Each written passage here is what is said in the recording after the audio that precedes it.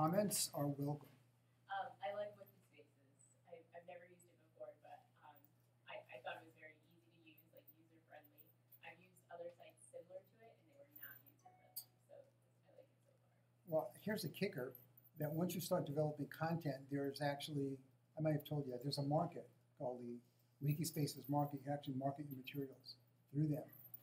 I haven't done that, but that might be something worthwhile if people continue with wikis and whatever classes you're teaching, if it's math or whatever, you can use. I think there are so many good uses for wikis, such as like a class encyclopedia.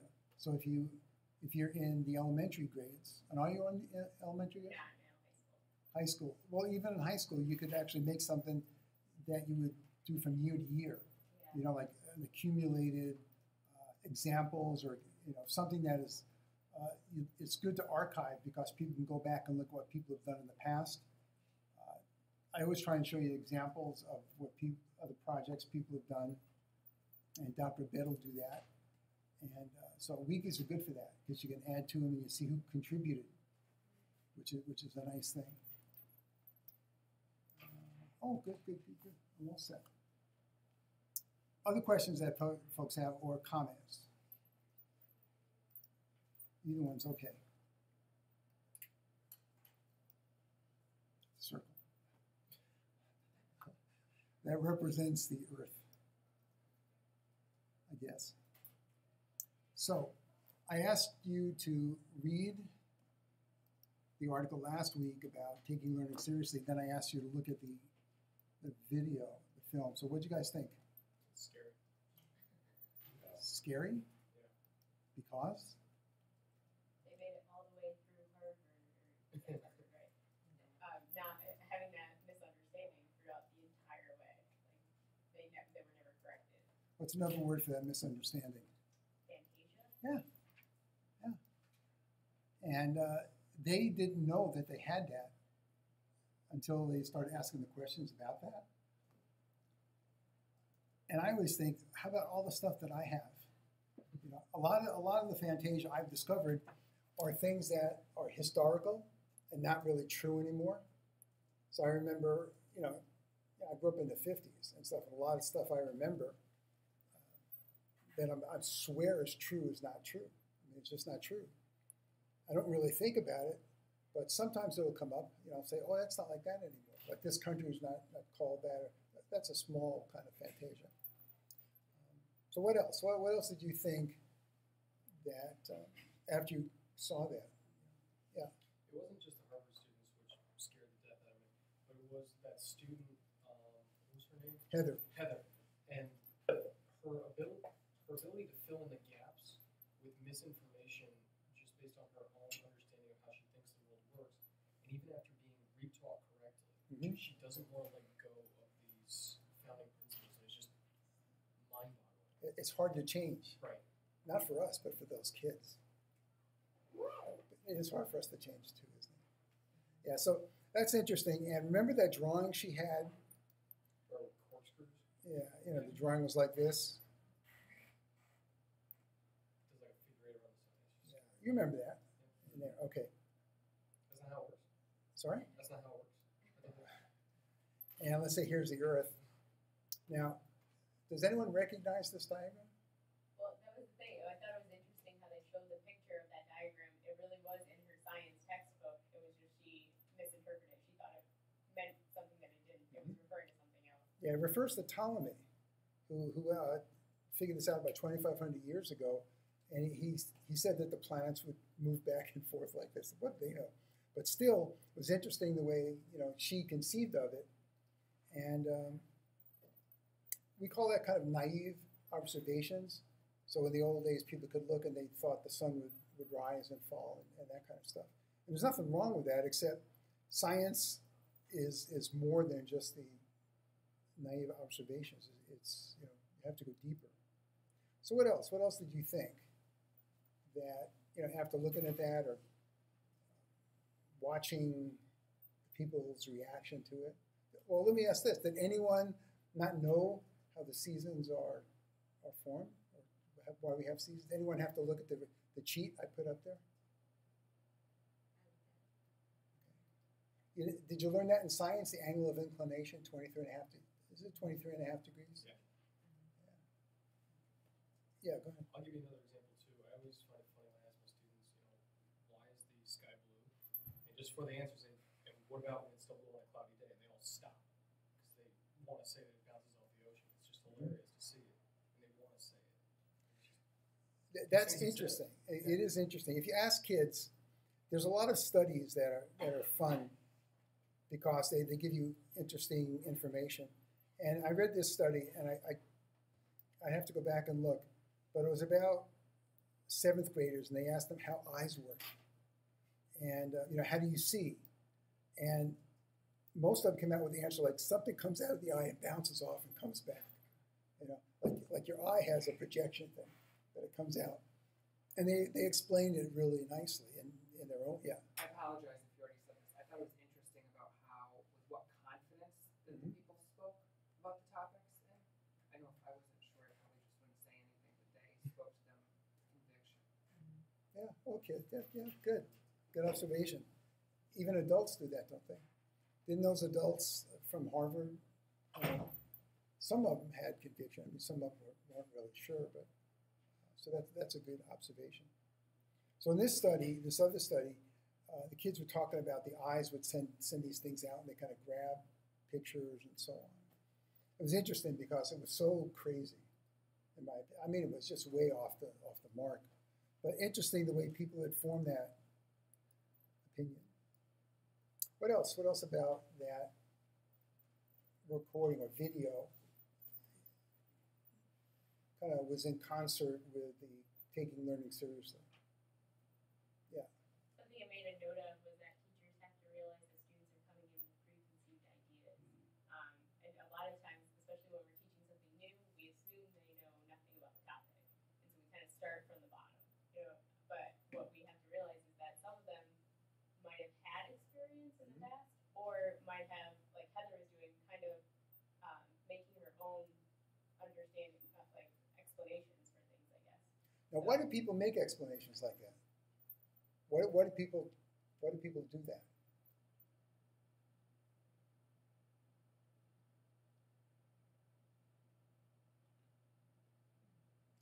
Any idea?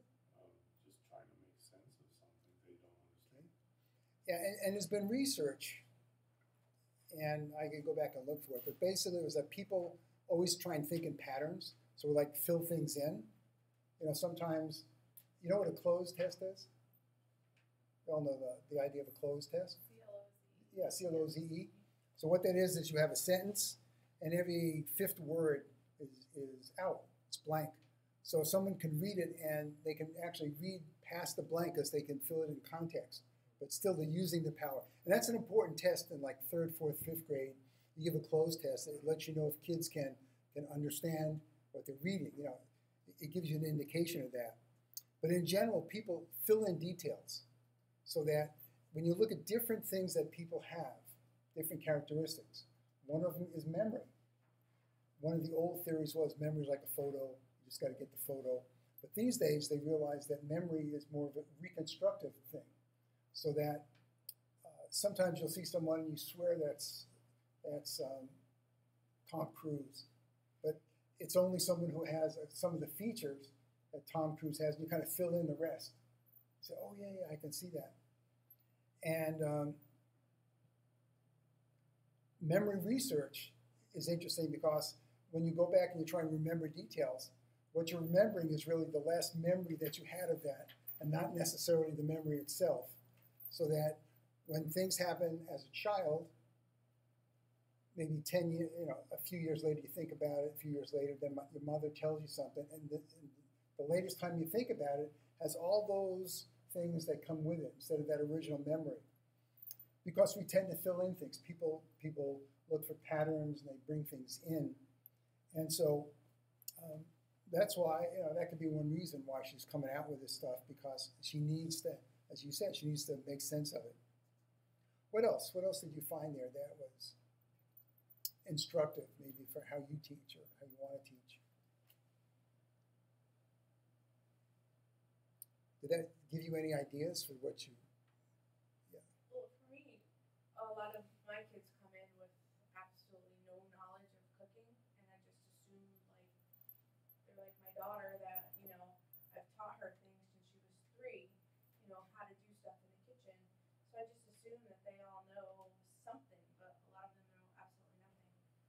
Bet you the math part, like the measuring, is probably cups. Well, a lot of them are below grade level too, because way below grade level. So I don't even have them try to figure out the fractions. I have such a short amount of time with them.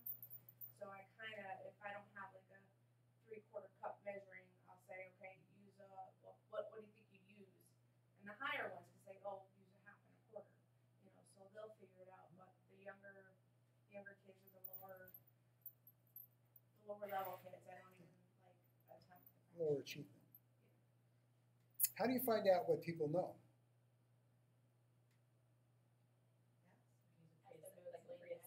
So what kind of activities, pre-assessment activities, would you do in a class to find out if people had that kind of fantasia about the seasons? How would you do that?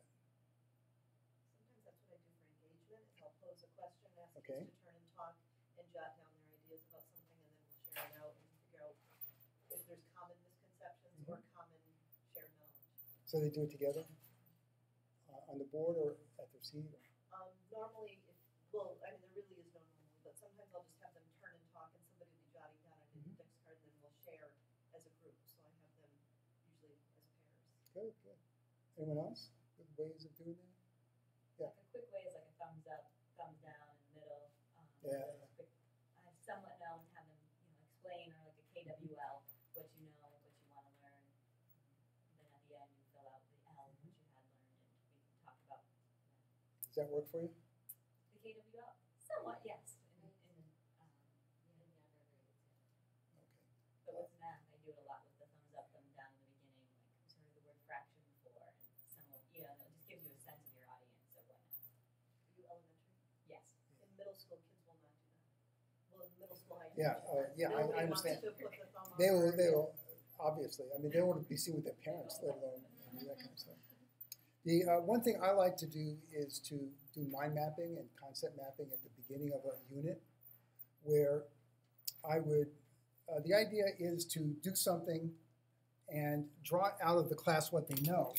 So I might do seasons. Okay? And then I say, what do you know about the seasons? Well, you have 4 seasons, so what are they? You put the seasons down. That's easy stuff. It's cold in winter, whatever it is. Okay, why do we have seasons? And then you start getting the answers of this and so on. And this is where you see if the class has that kind of problem or not. And what's nice, what I like about doing something as a group activity is a lot of the stuff that people know, they can't remember or articulate. And so if you do it all together, then people can see, oh yeah, I remember that now. I learned that a long time ago. And if they say that it's because the Earth is farther from the sun, or whatever they come out, you say, well, let's take a look. We have a model of how that works. And because if they come out with stuff that you know is wrong, then you want to show them a model that will give them the correct, hopefully it'll give them the correct thing, and maybe you can reinforce it. You won't have Heather in your class. Stuff like that. There's a good program that I use. I just want to show it to you quickly because you may want to do something like that as well. It's called Conquer. Let me just show you. C-O-N-Q. Is it R? Yeah, Go Conquer. Let me see if this is the right one. Yeah, so I'll sign in. And this has several tools built in. So the mind mapping is in here, and it's really easy to use. So basically, you can go in here, it's free, and then you create. So here's a mind map.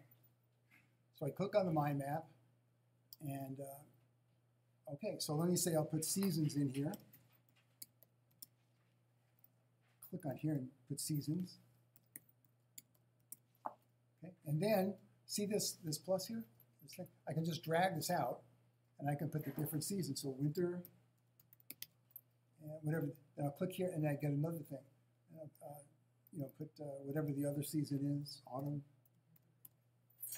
whatever you want to call it. And then off each one of these, I can click and drag into something else so I can find out the different characteristics of it. But also, you can insert images. So in the younger grades, you might want to put more images. In the 7th or 8th grade, you might want to just put the ideas and concepts. So, yeah, go ahead. I was going to say, in 512, you showed us Yeah, this is another one. Remember, you can do everything at least 3 different ways in technology. So I always want to show you different things because some may work for you better than others. I like this because you can insert the images, and you can also, under actions here, if you go to view mode, it'll give you the URL. So when you finish, you can actually post it and copy it. Or you can come back, it'll be in your directory, so you can always come back and make changes and stuff. Maybe at the end of the semester, you can take out all this information, have the students fill it in. It's like a follow-up, if that makes sense. But so this is another way of kind of addressing some of those problems. So what else? What else about the video? Did anyone look at her follow-up video that was years later? It was in there. It showed, they asked her about it. She told, you know what she ended up doing, don't you? She was in physics or something like that. Yeah. So other things that prompted in you.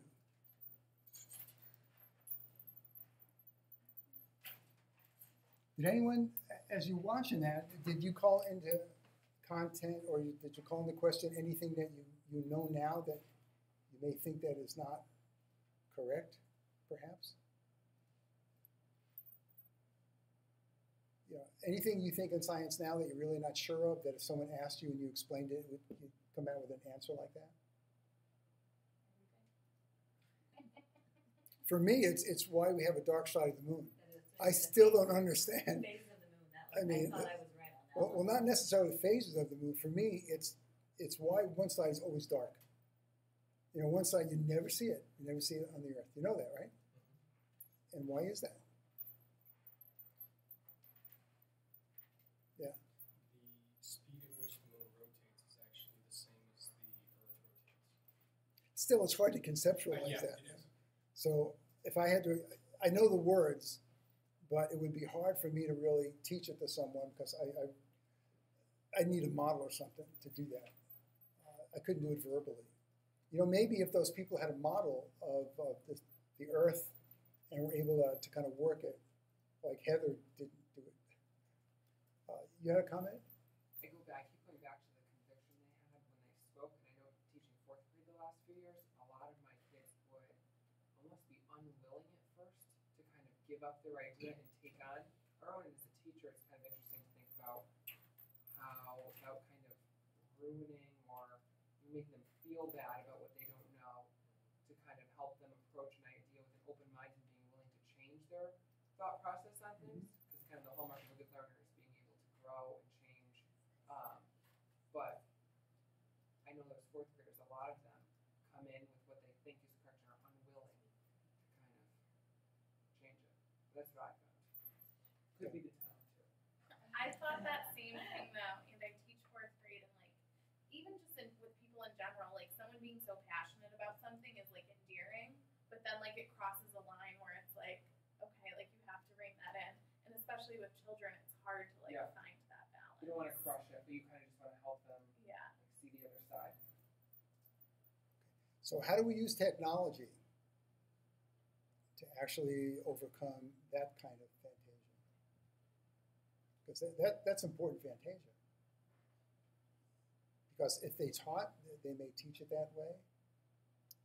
When you spell a word on the board, you spell it incorrectly.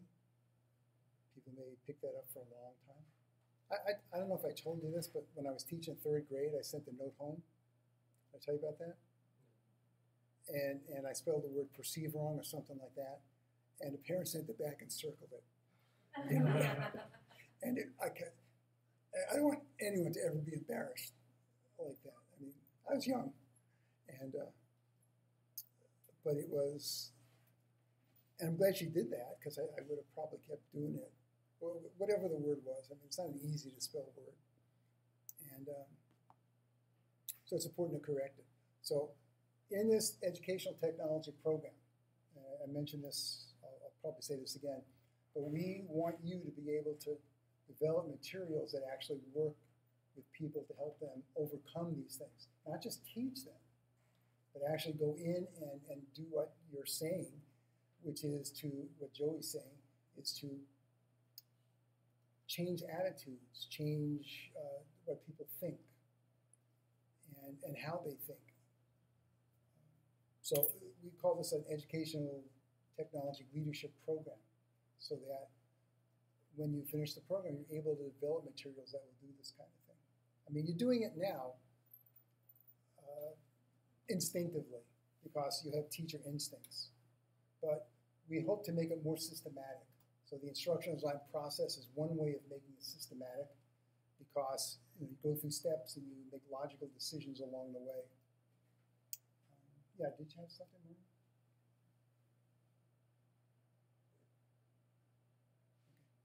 Okay. Anything else from the private universe?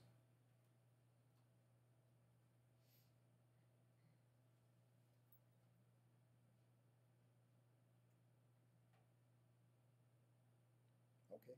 Did you find it worthwhile watching that after reading Schulman? Okay. That's something you can share both of those. Anyone share the Schulman article with other people?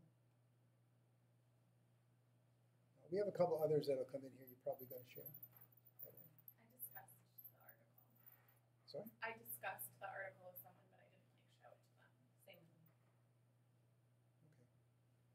Okay. Good. Okay, let me show you some other features of Evernote. And let's see. So the thing that I use a lot is, let me stop the recording.